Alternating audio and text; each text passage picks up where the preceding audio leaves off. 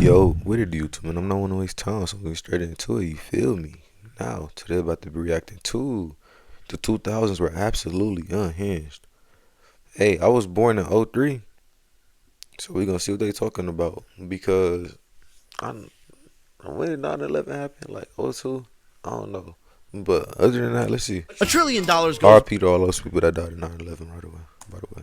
invasive government surveillance and 9/11. What do all of these seemingly unrelated things have in common? They were all caused by George W. Bush. Nah, I'm just kidding. They all happened in the 2000s, silly. The 2000s were unhinged. We still use CDs. We finally got a phone you could tap with your finger to buy songs individually for 99 cents. Ugh, what a horrible time. And of course, imagine buying a song for one song for 99 cents. Hell no. 2008 financial crisis that had our parents scrambling to keep their jobs while we were concerned with what dipping sauce to use with our dino nuggets. Yes, it was indeed crazy. And I say that like I remember it. I don't remember shit. Back then I was learning my ABCs and thought the only countries were Mexico, China, and the US. It all started with 2000.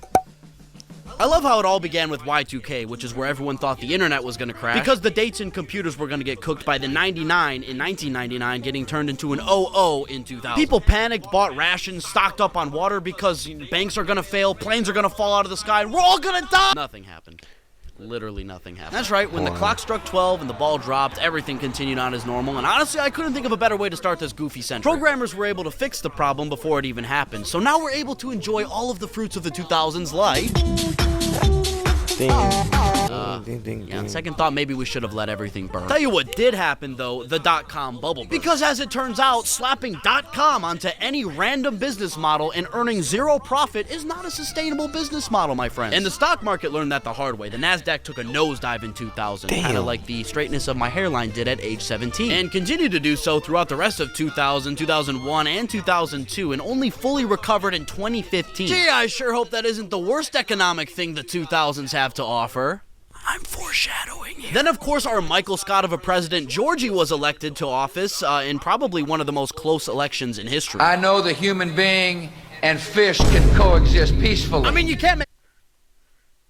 What is he talking about? Is the fish supposed to be the black people? This guy is a certified goofball. It was Republican governor of Texas, George W. Bush, versus Democratic vice president of the United States, Al Gore. After months of campaigning, the Electoral College was neck and neck, and it all came down to Florida. Because, of course, we use some overly complicated system that no other country on the planet has ever even come close to thinking of. But you know what? I guess it has worked for 250 years, so I don't know. Anyway, in Florida, it further came down to like 500 votes. There were recounts, lawsuits, and eventually the case made its way all the way to the Supreme Court, where it even further came down to 5 of the 9 judges voting to stop the recount. Meaning, George W. Bush would become the 43rd president of the United States to the dismay of that can't be real. He got people throwing stuff. Meaning, George W. Bush would be...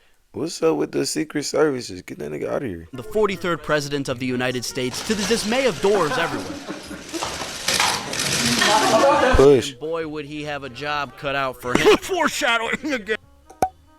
So I'm gonna go hey over man, let me get an ad block when I get the my music that you have, and it's gonna find samples that fit the music. Do you think the start of 2001 was fairly calm? We got Wikipedia and the iPod, and then, as you know, one of the most consequential events in American history. Wikipedia is the most dangerous website, especially if you're new to the internet, because anybody can go on Wikipedia and make a little vlog or whatever about anything. So you reading that thinking that it's true. Whole time you read somebody's opinion on something. Crazy. The release of Mountain Dew Code Red. Sorry, was that insensitive? Hey, now you can get diabetes and cavities at the same time, all in Red 40 flavor. On the morning of Tuesday, September 11th, Al-Qaeda terrorists hijacked 4 passenger planes. 2 hit the Twin Towers, 1 hit the Pentagon, and 1 was brought down in Pennsylvania by passengers before reaching a target in D.C. Nearly 3,000 were killed, and the attack was the most consequential event of the century so far. After this, the U.S. basically goes into shock, and George Bush, whose approval rating soars, vows to take revenge. I can hear you. The rest of the world hears you. And the people who knock these buildings down will hear all of us soon. Whoa, okay. TSA is launched and airport security becomes watertight. Now there's metal detectors at every turn and you gotta take off your shoes, damn it! The US quickly passes the Patriot Act, ramps up surveillance, and launches a war in Afghanistan to f*** up Al-Qaeda and overthrow the Taliban regime. The war on terror becomes not just foreign policy, but a whole national vibe. It's just constant low-grade fear. And what does American culture do in response to all of this trauma, you ask? Hyper-patriotism, baby, because we're all red, white, and blue-blooded, Big Mac fueled, mobility scooter riding, AR-15 slinging Walmart shoppers at heart. We're talking American American flags everywhere, hanging on buildings, stuck in lawns, handed out on the street. That's why. So, okay. So, in '01, that's when the American flag was just put everywhere. Every class, every building, every business. I got you. On clothes, food, tattoos. Despite all the chaos, it's kind of beautiful how everyone came together, and it sucks that it took a national tragedy to do it. Kind of beautiful nonetheless. And the Bush presidency was like The Office in real life. I mean, we got some amazing quotes. Like, there's an old saying in Tennessee, I know it's in Texas, probably in Tennessee, that says, "Fool me once, shame on you. If fool me, we can't get fooled again." Fool me one time, shame on you. Fool me, Tyson could be bam on you. Fool me 3 times, fuck the peace sign, slow the chopper, let it rain on you. Hey, look, J. Cole lore. this clip really summarizes the entire era in a couple of seconds. I call upon all nations to do everything they can to stop these terrorist killers. Thank you. Now watch this drive. The man did not mince his words. 2001 was kind of depressing, I'm not gonna lie, but we did get something very important. Sure, the first Harry Potter movie was cool, but what really left its mark on society was Shrek, baby! Woo! Yeah. Technology in the early 2000s was really like a science experiment. Let me tell you, thank God I was born in the 2000s and didn't grow up in them, because let's just say my dumb ass has to ring the AirTag on my keys like twice a day because I can't keep track of my belongings. Literally had to buy a whole new pair of AirPods today because I lost the dang ones I got 2 months ago. And I'm on my 15th pair of AirPods. I don't even use a wallet no more because I kept losing them. So I just use my phone. That's my wallet, like with Apple Pay. I lose my keys often. All in all, I'm glad I was born when I was born. My car. I agree with you, 2002. Anyway, the war on terror really kicks off, and the U.S. is kind of like an unsupervised kid playing in the sandbox. Kind of literally. 2002 is also when the euro entered circulation, making payments across the continent easier and bringing the nations of the European Union closer together. So now every time I go to Europe, I get to feel a little bit depressed when every price I see is actually like 20% higher than I think it is. Thank you, unfavorable exchange rate. Mr. President, Hey, we need to invade Iraq. Why? It's the best year ever fucking invented, nigga. I was born in '03. Yes, sir. Did they do? Well, sir, Saddam Hussein is kind of a piece of shit, and they're building weapons of mass destruction. You mean like a nuke? Yes, like a nuke, sir. Really? Building a nuke? No, sir, they just have oil. Oh, yeah, go send them in. That's right, baby. It's 2003, and Iraq is getting a taste of freedom. Again. We start bombing Baghdad with a shock and awe campaign, which sounds a little bit like a Monster Energy flavor, but hey, I mean, this was real foreign policy. Within like 3 weeks, Saddam's dictatorial government collapses, and Bush lands on an aircraft carrier in a flight suit with a big old banner that says, "Mission accomplished," which is hilarious because the mission was, in fact, not accomplished, like not even close. Back home, people started calling French fries freedom fries. People was calling them freedom fries. That's crazy. Because screw you, France. And also, like, what the hell else would we do? And because the 2000s never let you rest, the space shuttle Columbia broke apart upon re-entry, killing 7 astronauts. It all just kind of adds to the early 2000s. It's a lot of death going on. Feeling of like, are we cursed? That's what Did I'm we saying. do something? Globally, you've got the SARS outbreak too, which is like COVID's weird prototype little brother that nobody talks about. Beyonce dropped Crazy in Love. 50 Cent dropped Get Rich or Die Trying. Yeah. Outkast dropped Hey Ya, which would be a really depressing song. Hey, hey, I wish I could sing right now. Literally any other background music. And the beggars don't stop. We've got Fish Dementia, Pirates of the Caribbean, Lord of the Rings, Return of the King. Technology-wise, we're still in the Stone Age, but the sparks of change are there. The iTunes Store launched, so instead of giving your family Mac 7 different viruses, you could buy songs legally for 99 cents. Now, of course, that wouldn't stop you from pirating them, but I mean, the thought was there. Imagine accidentally paying 99 cents for the clean version of Lose Yourself by Eminem. I think I'd want to end it all. On top of that, you've now got Skype and MySpace. No, I did a lot of pirating on the MP3 downloaders. I know y'all had a couple of those off the Androids. Yes. You can publicly rank your top 8 friends in order of how much you like them for everyone to see. Okay. Then in December, we finally found Saddam hiding in a little underground hole. Surely in 20 years, people won't turn this extremely serious, pivotal, historical event into a funny online meme. Oh, wait, that's exactly, yep, that's what they did. It's 2004, and the Americans are seriously starting to not mess with the war in Iraq. Turns out, occupation is a lot harder than the part where you topple the dictator statue for the camera. On top of that, the Abu Ghraib prison abuse photos were leaked on TV for Americans to see, which are absolutely horrific. And hey, it's election year again. Funny how fast that happens. This time, Bush is running against Democratic Senator from Massachusetts, John Kerry. The whole campaign is basically terrorism, Iraq, terrorism again, Iraq again, and then maybe a little bit of gasoline prices if we have. At the Democratic National Convention, a young state senator delivers a speech that electrifies the crowd. You know, maybe he'll run for president one day. I don't know. God, I love foreshadowing. Speech that gasoline prices if we have. At the Democratic National Convention, a young state senator delivers a speech that electrifies. Obama was a senator? I ain't do my research. You know, maybe he'll run for president one day. I don't know. God, I love foreshadowing. And on November 2nd, 2004, America votes. Ohio is the tipping point nail-biter, and Bush squeaks out the win. Globally, terrorism is still the recurring villain, but not everything is doom and gloom. On May 1st, the EU pulls off its biggest expansion ever, and the Olympics kick off in Athens. Did the Greeks practically bankrupt themselves to put on a good show for everyone? Yeah, but that's a topic for another time. The Super Bowl halftime wardrobe malfunction breaks America's brain. Kanye drops the college dropout, Facebook launches, Google IPOs, and November is a gaming holy trinity for the world at the time. Halo 2, Nintendo DS, and World of Warcraft. But because 2004, of course, can't end normally, the Boxing Day tsunami hits and kills 230,000 people. I mean, come on, you can't make this shit up. I feel like Boxing Day tsunami hits and kills 230,000 people. I mean, come on, you can't make 230,000 people? That's like a whole lot. I feel like we were doing well. That's a lot. If you've written a book That's a and you're lot of dreaming of people. publishing it and sharing your story with the world, but you're That not... was a whole little civilization gone. Like, life, what's this called? Generations of family gone.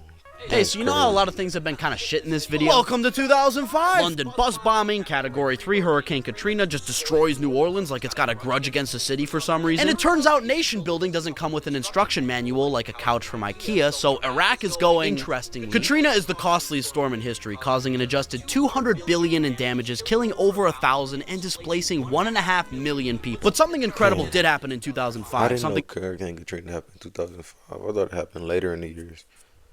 Yeah, Hurricane Katrina was terrible. I think that's like the first hurricane that I learned about in school.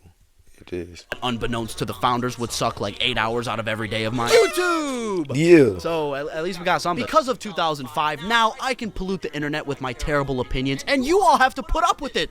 Yes! We also got Madagascar, which is just a cinematic masterpiece, I'll tell you. Microsoft also released the Xbox 360. Yeah, 360. The delight of that was my everyone. first game system. Yes, that was my first game system. John Paul II died after a 26-year run, and then we got Pope Benedict XVI. I refuse to look up what that number is. Which was a big global vibe shift, really. It was kind of like closing a chapter, or when, you know, Grandpa hands the remote to someone else. What is the point of a pope? Is it like, do they got like a special connection with God that nobody else got?